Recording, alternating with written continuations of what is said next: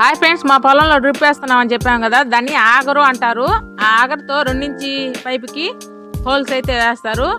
ఆ హోల్స్ అలా వేసేది ఎందుకంటే ఆ 3 ఇంచు పైపులోంచి 2 ఇంచుల పైపులోకి నీళ్ళు వచ్చి ఆ నీళ్ల కాడ ఇట్లాగా ఆగర వేసుకొని దానికి వాషర్ పెట్టుకొని వాషర్కి మళ్ళీ ఇంకొక పైప్ జాయిన్ చేసి దానికి డ్రిప్ పైప్ అయితే యాడ్ చేస్తారు. అది వాషర్ అయితే పెడుతున్నారు.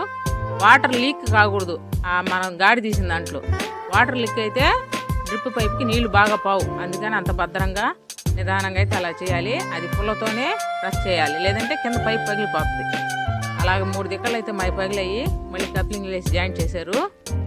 ఇప్పుడు దానికి మళ్ళీ పైప్ యాడ్ చేస్తారు వాటర్ పైకి వచ్చేదానికి. అలాగా ఎకరాకి 1500 తీసుకొని 2 ఎకరాలకి 3000 రూపాయలు అవుతుంది ఖర్చు.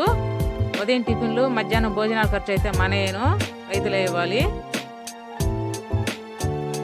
ఎక్కడి నుంచి వాటర్ వస్తుంది, ఎక్కడి నుంచి అని మా పిల్లకాయలు చాలాసార్లు డౌట్ వేశారు. వాళ్ళ డౌట్ క్లియర్ చేయడానికి ఈ వీడియో అయితే తీసుకొని వచ్చాను. ప్లీజ్ నా ఛానల్ని సబ్స్క్రైబ్ చేసుకోండి, లైక్ చేయండి, షేర్ చేయండి. ఈ పైపుల నుంచి అయితే డ్రిప్ పైపులు పరిచి